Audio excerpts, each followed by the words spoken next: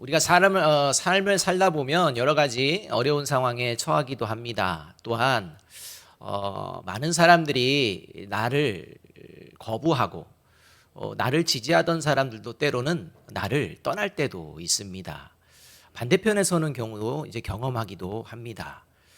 이렇게 내가 힘든 상황 가운데에 뭔가 나를 지지해 주던 사람들이 다 떠나가는 이러한 상황 가운데에서도 그 어떠한 상황에 처할지라도 여러분을 한결같이 지지해주고 응원해주는 그 누군가가 여러분 있으십니까? 다른 사람은 다 뭐 떠나가고 다른 사람은 다 나를 이제 반대할지라도 그 누군가 한결같이 저와 여러분이 어떤 상황에 있든지 지지해주고 응원해주는 분이 있는지 한번 돌아보시기 바랍니다. 한결같이 내가 어떤 상황 가운데 있을지라도 지지해주는 그 누군가가 있다는 것은 참으로 복된 일이라고 할 수 있습니다. 특별히 나를 지지해주는 그가 큰 영향력을 가지고 있다면 어쩌면 더욱더 큰 복이 되어질 수가 있다는 것입니다. 이렇게 어떠한 상황 속에서도 저와 여러분을 한결같이 지지해주는 누군가가 많아지는 저와 여러분의 삶이 되기를 주님의 이름으로 축복합니다. 그런데 이와 같은 맥락에서 그리스도인은요, 세상 그 누구보다도 축복받은 존재라는 것입니다. 왜냐하면 그리스도인은 만물을 창조하신 하나님의 지지를 받고 있는 존재이기 때문입니다. 저와 여러분이 세상을 살아가면서 부모로부터 또 자녀로부터 또 이웃으로부터 지지를 받지 못할지라도 저와 여러분이 불행한 존재가 아니라 축복을 받은 존재라는 사실을 늘 잊지 마시기를 바랍니다. 왜냐하면 만물을 창조하신 하나님께서 하나님의 자녀들을 지지해주고 계시기 때문입니다. 오늘 말씀이 그 말씀입니다. 17절 말씀 우리 함께 한번 읽어보겠습니다. 17절입니다. 다 같이 읽습니다. 시작. 하늘로부터 소리가 있어 말씀하시되 이는 내 사랑하는 아들이요 내 기뻐하는 자라 하시니라. 이렇게 말씀합니다. 오늘 본문은 예수님께서 이제 공생애를 처음 시작하기에 앞서서 세례 요한에게서 세례를 받으시는 이러한 장면입니다. 이 세례를 예수님께서 받으실 때 성령이 예수님께 충만하게 임하시면서 이제 하나님부터 음성을 듣게 됩니다. 그게 바로 내 사랑하는 아들이요 내 기뻐하는 자다라는 음성이었습니다. 여러분, 지금 하나님이 예수님을 향해 내 사랑하는 아들이요 내 기뻐하는 자다라고 선언하시는 이 장면은 비단 예수님만을 향한 말씀이 아니요, 예수님을 믿고서 이제 그리스도인으로서 첫 발을 내딛는 모든 신앙인들, 그리스도인들을 향한 하나님의 선언이시라는 것입니다. 그래서 갈라디아 3장 26절이 이렇게 말씀하고 있는 것입니다. 너희가 다 믿음으로 말미암아 그리스도 예수 안에서 하나님의 아들이 되었으니 라고 말씀합니다.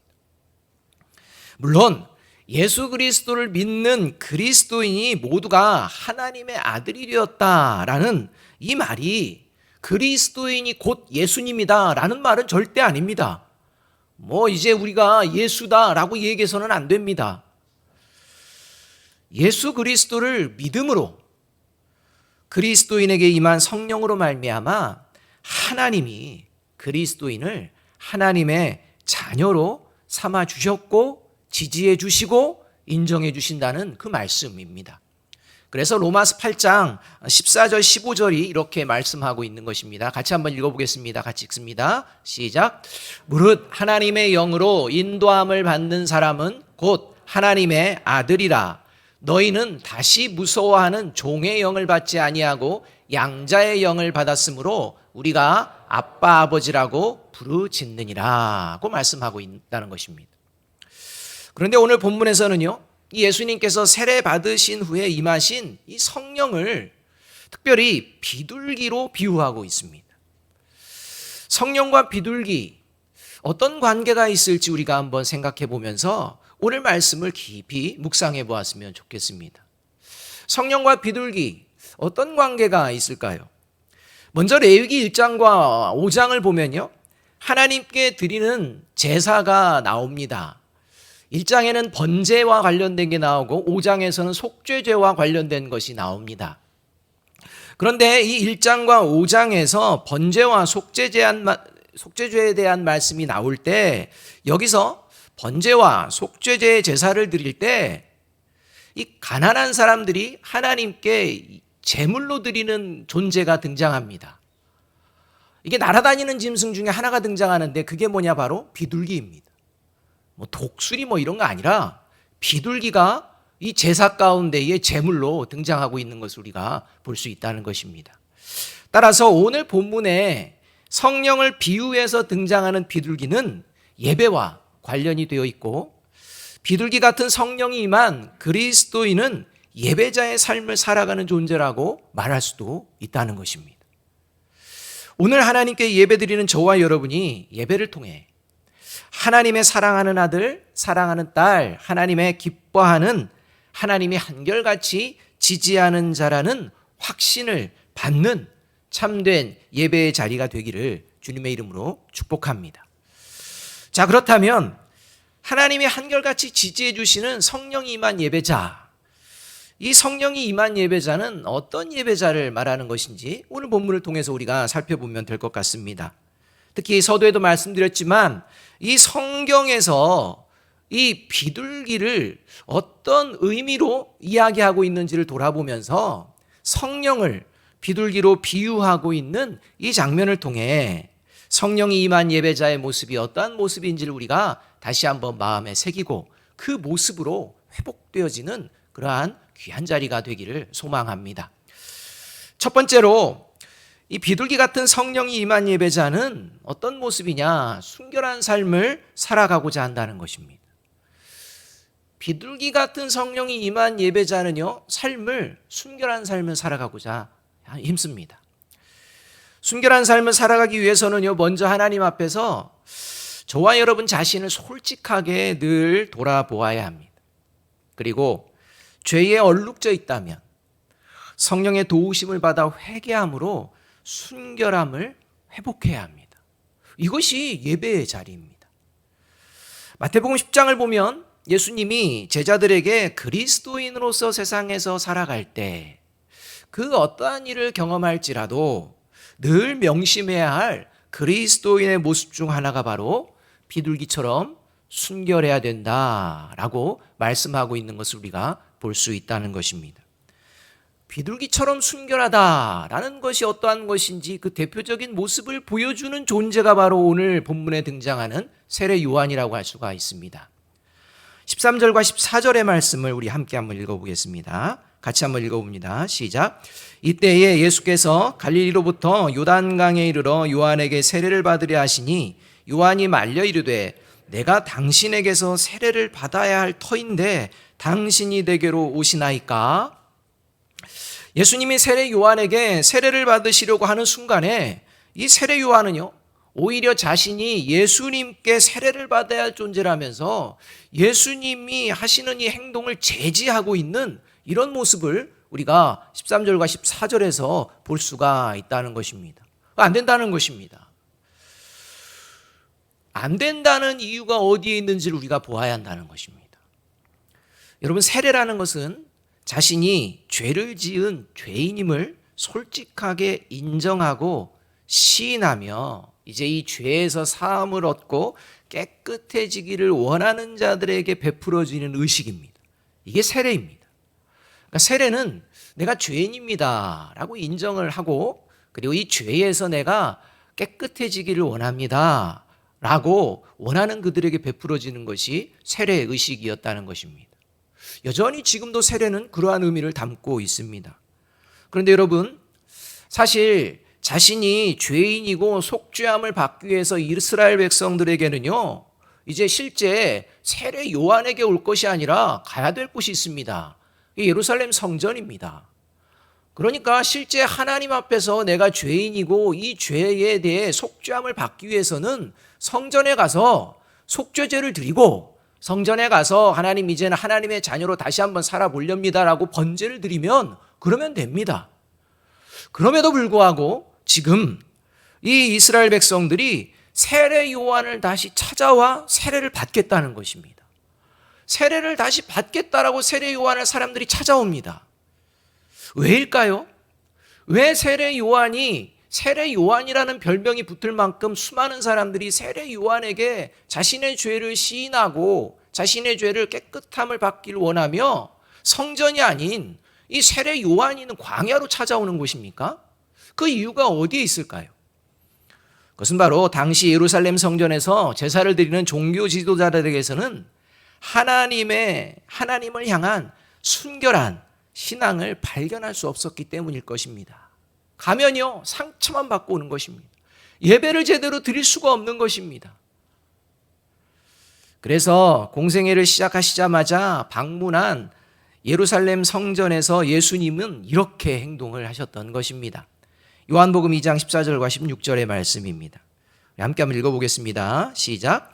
성전 안에서 소와 양과 비둘기 파는 사람들과 돈 바꾸는 사람들이 앉아있는 것을 보시고 노끈으로 채찍을 만드사 양이나 소를 다 성전에서 내쫓으시고 돈 바꾸는 사람들의 돈을 쏟으시며 상을 엎으시고 비둘기 파는 사람들에게 이르시되 이것을 여기서 가져가라. 내 아버지의 집으로 장사하는 집을 만들지 말라 하시니. 순결한 하나님을 향한 결단과 고백이 있어야 되는 그 성전이요, 장사하는 집으로 변질되어 버렸다는 것입니다. 장사 속으로 완전히 바뀌어 버렸다는 것입니다. 여러분, 장사하시는 분들 죄송합니다. 다는 그렇지 않지만 장사하는 분들이 솔직하고 정직하신 분들도 있지만 그렇지 않은 부분도 되게 많다는 것입니다. 이윤을 남기기 위해서는요, 그러한 부분들이 있습니다. 순결함과 장사는 잘 어울리지 않을 때가 많다는 것입니다. 이러한 것을 경험하는 것입니다.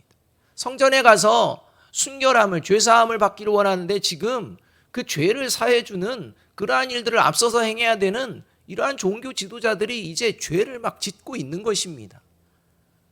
예배를 드리고 온 이러한 성도들을 가슴 아프게 하는, 그래서 하나님 앞에 바르게 가지 못하는 이러한 상황, 하나님의 순전한 말씀이 들려지지 않는 이런 상황 속에 광야에서 들려지는 이 세례 요한이야말로 진정 하나님의 사람이라고 이제 느끼며 성전이 아니라 광야로 사람들이 나오게 되었다는 것입니다. 그리고 실제 자신들의 죄를 고백하고 자신들의 죄를 깨끗함을 받을 뿐만 아니라 자신들이 이제 그 죄에서 깨끗함을 받은 존재로서 어떻게 살아야 할지도 세례 요한에게 묻게 되는 이러한 일들이 광야에서 벌어지고 있었다는 것입니다. 가증스러운 종교자들이 넘쳐났던 성전, 그와는 달리 세례 요한은 순결하였다는 것입니다. 오히려 많은 이스라엘 사람들은 세례 요한을 의로운 존재를 뛰어넘어, 선지자를 뛰어넘어 메시아가 아닐까라는 생각까지도 하게 하는 그런 존재였다는 것입니다. 그래서 세례 요한이 전하는 하나님의 말씀을 들으며 자신들이 죄인임을 인정하고 시인하게 되고 세례 요한에게 세례를 받았던 이러한 상황이 오늘 예수님이 세례받기 전에 일어난 상황들이라는 것입니다. 그런데 이렇게 다른 사람들에게 의롭다 인정받는 세례 요한이었지만 예수님을 만나는 순간 어떤 모습이냐? 자신도 예수님께 세례를 받아야 될 죄인입니다 라고 지금 고백하고 있다는 것입니다. 내가 당신에게 세례를 받아야 할 터인데 라는 그 말에는 나도 죄인입니다, 주님, 이 말이라는 것입니다. 이것은 세례 요한이요, 다른 사람에게 세례를 베풀면서 자신은 마치 죄가 없는 자인 것처럼 가증스럽게 행동하는 것이 아니라 다른 사람에게 세례를 베풀면서 자신도 죄인임을 늘 잊지 않고 순결한 삶을 살아내고자 다른 사람에게 세례를 주면서 동일한 마음을 갖고 계속해서 살아내고 있었던 그런 존재였음을 증명해 주는 사건이라는 것입니다. 그래서 예수님의 등장을 통해 자신도 죄인입니다 라고 고백하는 이 고백이 바로 세례 요한의 모습입니다. 사랑하는 여러분, 세례 요한의 이 모습을 보시면서 예수님과 또 하나님은 얼마나 기뻐하셨겠습니까? 가증스러운 종교 지도자들로 넘쳐나는 그 땅에 순결한 삶을 살고자 힘쓰고 애쓰고 몸부림치는 이 세례 요한을 바라보는 하나님의 마음이 저와 여러분을 바라보는 하나님의 마음이기를 주님의 이름으로 축복합니다.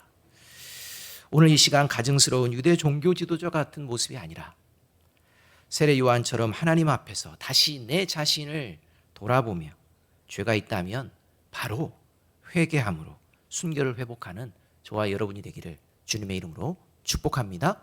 이것이 성령이 임한 예배자의 모습이라는 것입니다. 두 번째로 성령이 임한 예배자는요, 하나님이 주신 질서 안에서 서로 화목을 이루며 살아가고자 힘을 씁니다. 흔히 비둘기 하면 많은 사람들이 평화의 상징이라고 이야기합니다. 그리고 사람들은 모두 평화를 원합니다. 그래서 평화를 원하는 마음을 담아서 이제 묘사하는 게, 비유하는 게 비둘기입니다. 그러나 사람들은 모두 평화를 원하지만 진정한 평화, 진정한 화목이라는 것은 오직 성령이 임한 그리스도인과 교회 공동체만이 보여줄 수가 있습니다. 세상 사람들이 외치는 평화에 병이 들어있기 때문입니다. 세상 사람들 자체가 저와 여러분을 포함해서 모두 죄로 병이 들었기 때문에 평화를 바라는 마음도 병이 들어버렸습니다. 그런데 이 평화를 진정한 평화로 이끌어줄 수 있는 존재들이 등장했는데 그게 바로 그리스도인과 교회 공동체라는 것입니다. 그게 바로 비둘기같이 성령이 임한 예배자들을 통해 세상 가운데에 보여내어지게 되어 있습니다. 15절 말씀 우리 함께 한번 읽어보겠습니다. 같이 한번 읽습니다. 예수께서 대답하여 이르시되 이제 허락하라. 우리가 이와 같이 하여 모든 의를 이루는 것이 합당하니라 하시니 이에 요한이 허락하는지라, 이렇게 말씀합니다. 여러분, 사실 예수님은요, 죄가 없으신 분이기 때문에 세례를 받으실 필요가 없습니다. 그러나 예수님이 세례를 받으시는 이유는 모든 인류의 죄를 대신 지시는 그러한 몸이시기 때문에 세례를 받아야 되시는 것입니다. 사실 우리가 일반적인 상식으로 죄가 없으면 세례를 받으면 안 됩니다. 그래서 세례 요한은 분명하게 이야기하는 것입니다. 예수님 이러시면 안 됩니다. 예수님은 세례 받으실 분이 아니라 제가 세례를 받아야 되는 존재입니다. 라고 이렇게 말리는 것입니다. 이것이 질서 아니겠습니까? 그런데요, 이 질서가요, 깨뜨려집니다. 세례 요한은 자신이 예수님께 세례받는 것이 마땅하다고 말하지만 예수님은요, 이제 내가 지금 세례를 너한테 받는 거, 세례 요한 당신에게 받는 게 지금 마땅하다, 이렇게 말하는 것입니다. 이게 뭔가 좀 이상한 것입니다.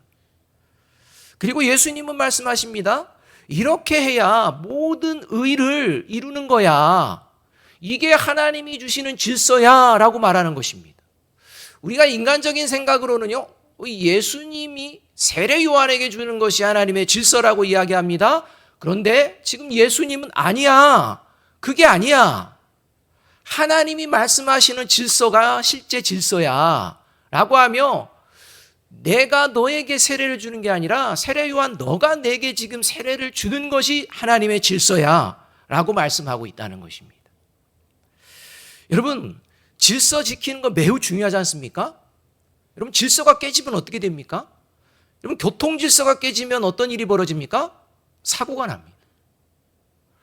여러분, 법 질서가 깨지면 범죄자들이 넘쳐나게 됩니다. 여러분, 공동체의 어떤 조직의 질서가 깨지면요, 그 안에 뭐가 생겨납니까? 갈등이 생겨납니다. 분열이 생겨나는 거예요. 화합이 될 수가 없습니다. 왜요? 질서가 깨져버렸는데요. 그러니까 질서는 지켜져야 하는 것입니다. 그런데 지금 세례 요한이 알고 있던 질서가 하나님의 질서 아니야 라고 지금 예수님이 말씀하신다는 것입니다.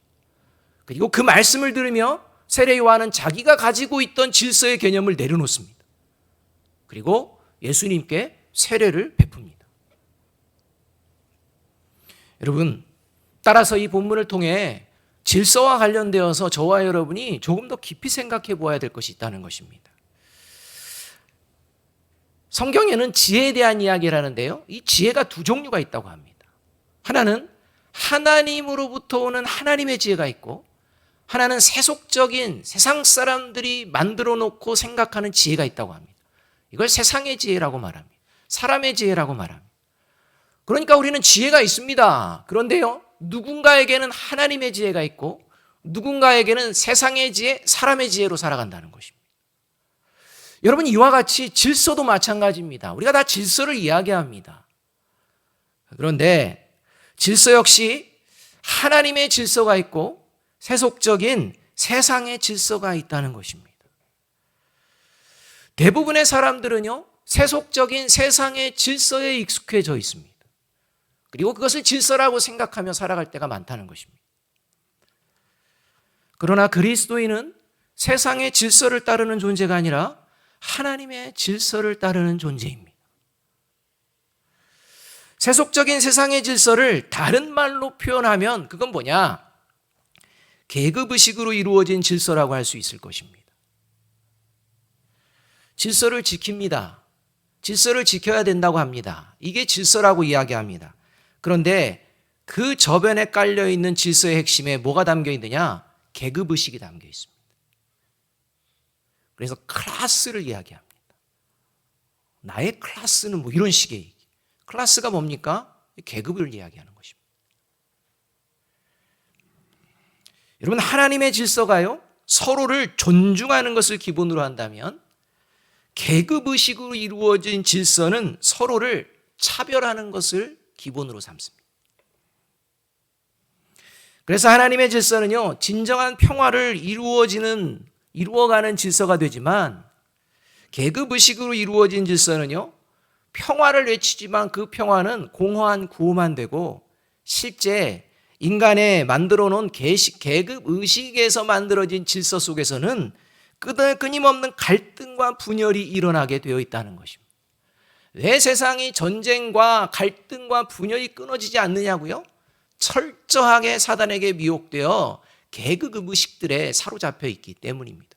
그리고 그것들이 또 당연하게 여기는 이러한 상황 속에서 살아가고 그러한 것들을 그리스도인마저도 당연하게 받아들인다면 그것은 하나님의 질서를 따르는 것이 아니라는 것입니다. 여러분, 사람들은요, 누구나 좋은 집에 살고 싶어 합니다. 여러분, 그렇지 않습니까? 아닌 것처럼 표정들이. 머리만 댈 수 있는 데면 다 좋습니까? 아니지 않습니까? 좋은 집에서 살고 싶어. 사람들은요, 또 좋은 학교 가고 싶어 하고요, 좋은 직장 다니기를 원합니다. 여러분, 그렇다면 사람들이 말하는 그 좋다라는 기준, 그 기준이 무엇 때문에 생겨나는 것일까요? 왜 좋다고 이야기하는 것입니까? 여러분, 왜 좋은 집에서 살고 싶어 하고 왜 좋은 학교와 좋은 직장에 들어가기를 원할까요? 도대체 좋다는 게 뭘 말하는 것입니까? 왜 좋다는 것입니까? 왜 사람들은요, 물건도 명품이라고 말하는 것들을 좋아할까요? 또 왜 사회적으로 지위나 신분이 높아지는 것을 원하는 것일까요? 금수저, 흙수저라는 이러한 용어는 왜 생겨나는 것일까요? 교회 안에서도 직분을 받지 못하면 왜 시험에 이렇게 드시는 분들이 생겨날까요? 여러분, 하나님의 질서 안에서 서로 존중하며 화목을 이루어 가는데 좋은 집, 좋은 학교, 좋은 직장, 높은 지위나 신분이 필요하기 때문에 그것을 좋다라고 하는 것일까요? 아니면 다른 사람보다 내가 더 우월한 존재라는 계급의식에 사로잡혀 있기 때문에 좋다라는 이야기를 하고 있을까요? 여러분, 저와 여러분은 어떤 의미에서 좋다라는 이야기를 하고 있습니까?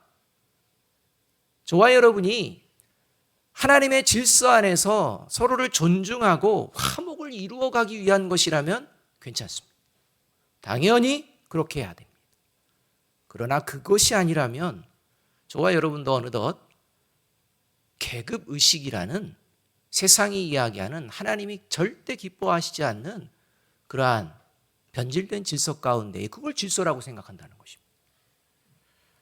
참 창피한 말씀이지만 이런 일들이 있었습니다.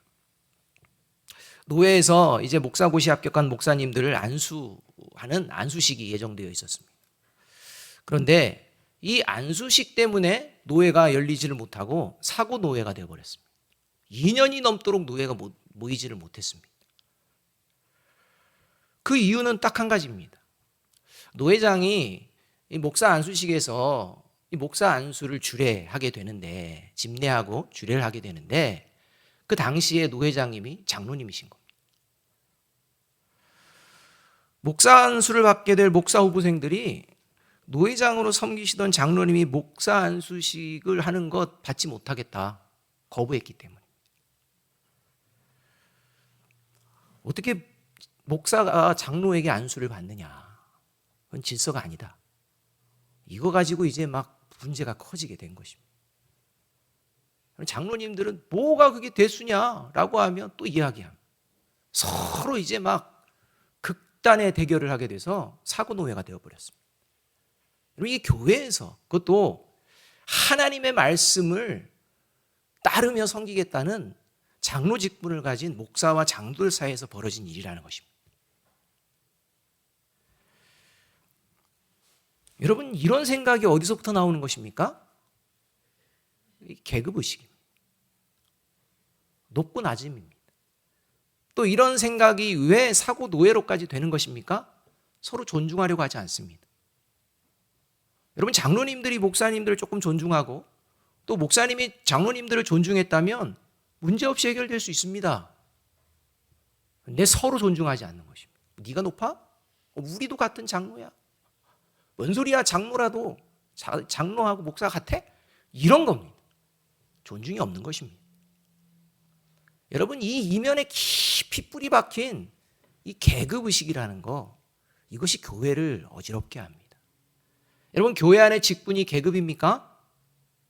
아니지 않습니까? 그런데 계급의식을 가지고서 직분의 자리에 있는 분들도 간혹 있다는 것입니다. 여러분, 지금 이것을 예수님이 깨뜨리고 계시는 겁니다. 하나님의 질서 아니라는 것입니다. 지금 세례를 받으시는 예수님은 하나님의 아들이십니다. 하나님이십니다. 완전하신 분입니다. 그리고 세례 요한은 하나님이 창조한 피조물입니다. 불완전한 존재입니다. 예수님 앞에서도 고백하지만 난 죄인이라고 고백하는 존재입니다. 세상적인 질서인 계급의식에 사로잡혀 있다면 완전하신 예수님이 불완전한 세례 요한에게 세례를 받는 일은 있어서는 안 됩니다. 이건 불의한 일이 되어지는 것입니다. 그러나 예수님은 세례 요한에게 세례를 받습니다. 왜냐하면 세례를 받는 것이 하나님 아버지의 뜻이었고 그 뜻을 이루는 과정에 세례 요한은 하나님이 인정하시는 존재였기 때문입니다. 그래서 예수님은 세례 요한을 하나님이 인정하시는 귀한 존재로 존중하며 세례를 허락하라 라고 말씀하고 계시는 것입니다. 여러분, 예수님이 세례 요한에게 세례를 받았다고 해서 예수님의 위상은 낮아지지 않습니다. 그걸 보아야 한다는 것입니다.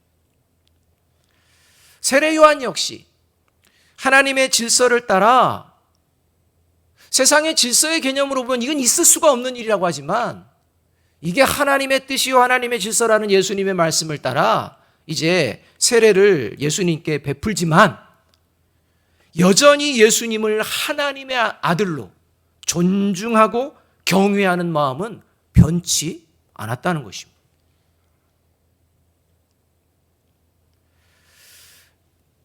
여러분, 그 사고노예에서 만약에 서로 존중하는 마음으로 했다면 얼마나 귀한 일이 일어났겠습니까? 근데 존중이 없다는 것입니다.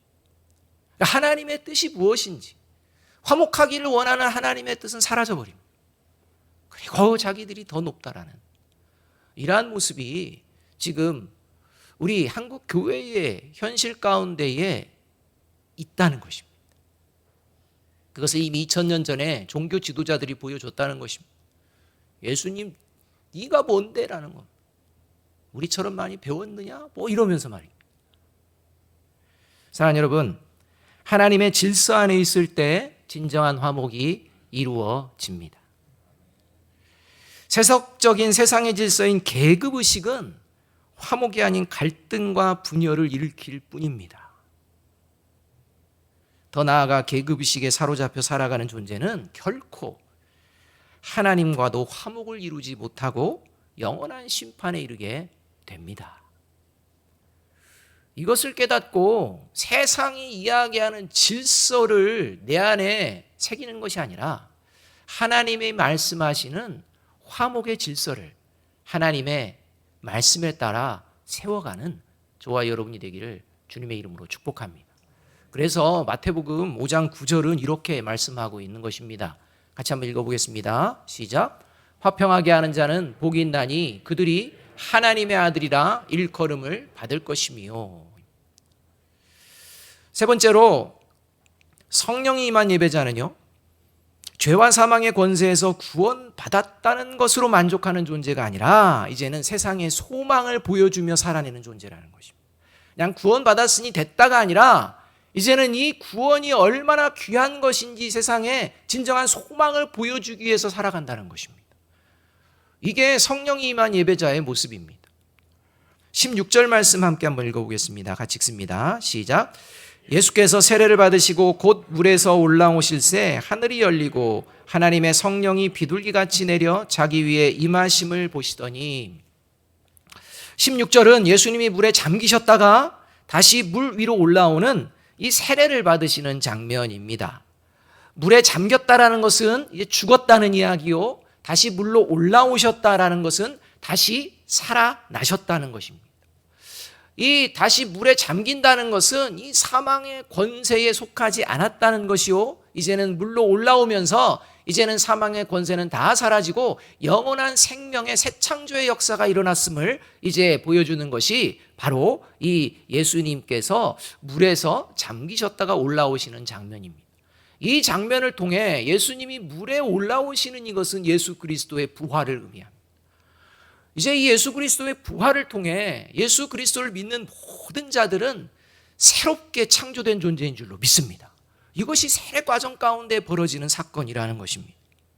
그런데요, 이 예수님께서 물에 잠기셨다가 물로 올라오시는 이 장면을요, 성경에서는요, 노아의 홍수 사건과 연결하고 있다는 것입니다. 노아의 홍수 때 죄악에 빠진 모든 사람들, 회개하지 않고 자신들이 죄인이라고 고백하지 않는 모든 사람들이 이제 하나님이 허락하신 홍수로 말미암아 물에 빠져 다 죽게 됩니다. 죄의 결과라는 것입니다. 다 물에 빠져 죽게 되는 순간, 잠겨서 죽는 순간 노아와 노아의 가족은 하나님의 은혜로 방주와 함께 물에 떠오릅니다. 물 위로 올라온다는 것입니다. 그래서 모든 죄인들, 죄에 사로잡힌 존재들은 다 죽지만 하나님의 은혜 가운데 구원받은 노아와 노아의 가족들은 이제 물 위에 떠올라 새로운 삶이 다시 시작되는 이러한 장면과 연결해 주고 있다는 것입니다. 그리고 이 구약의 노아 홍수 사건, 이 장면에서 등장하는 새가 있는데 그게 바로 처음 비둘기라는 용어로 등장하게 됩니다. 노아의 홍수 사건에서 처음 등장한 비둘기는요, 노아와 노아의 가족이 있는 방주로 감람나무 잎사귀를 물고 그 방주로 돌아갑니다. 그리고 감람나무 잎사귀를 물고 있는 그 비둘기를 맞이하며 받아들이며 노아와 노아의 가족들 마음 가운데는 새로운 삶의 소망이 시작되어집니다. 여러분, 이것이 성령이 비둘기같이 임한 존재의 모습이라는 것입니다. 여러분, 노아와 노아의 가족들에게 소망을 가져온 비둘기와 같이 성령이 임한 그리스도인과 교회 공동체는 세상에 소망을 전하는 존재입니다. 코로나19라는 상황, 여러 가지로 어려운 이 상황 가운데에 과연 그리스도인과 교회 공동체가 세상에 소망이 되고 있는지 돌아보아야 한다는 것이죠. 저와 여러분의 말과 행동 모든 것들이 세상에 소망이 되고 있는지 돌아보아야 한다는 것이죠. 그래서 베드로전서 3장 20절 21절에서는 세례의 의미를 노아의 홍수의 사건과 연결해서 이렇게 말씀하고 있는 것입니다. 베드로전서 3장 20절 21절의 말씀 제가 읽어보겠습니다. 그들은 전에 노아의 날 방주를 준비할 동안 하나님이 오래 참고 기다리실 때에 복종하지 아니하던 자들이라. 방주에서 물로 말미암아 구원을 얻은 자가 몇 명뿐이니 겨우 8명이라. 물은 예수 그리스도께서 부활하심으로 말미암아 이제 너희를 구원하는 편이 곧 세례라. 이는 육체의 더러운 것을 제하여 버림이 아니요 하나님을 향한 선한 양심의 간군이라. 이렇게 말.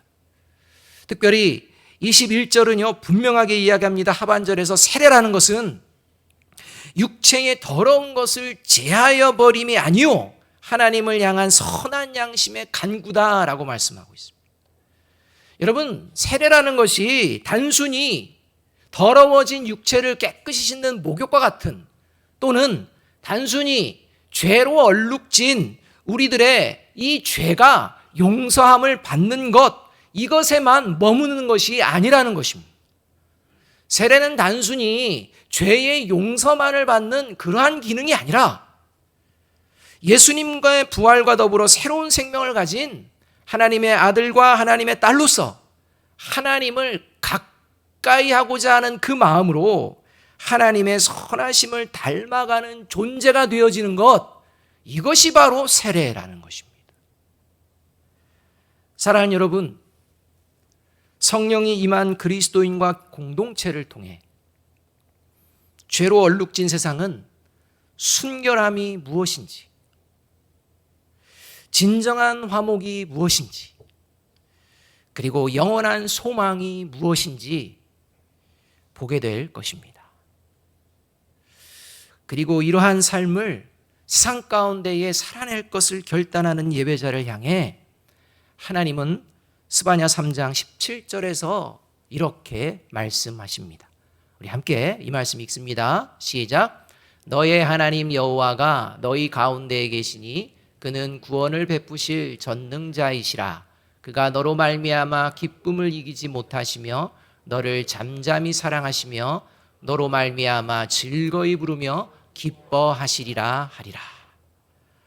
새롭게 시작하는 한 주, 이제 사순절 첫 번째 주간, 저와 여러분의 삶이 하나님이 내 아들이다, 내 딸이다, 내 기뻐하는 자다, 내가 기뻐하노라 라고 선언하시는, 축복을 누리시는 저와 여러분이 되어지기를 주님의 이름으로 축복합니다. 기도하겠습니다.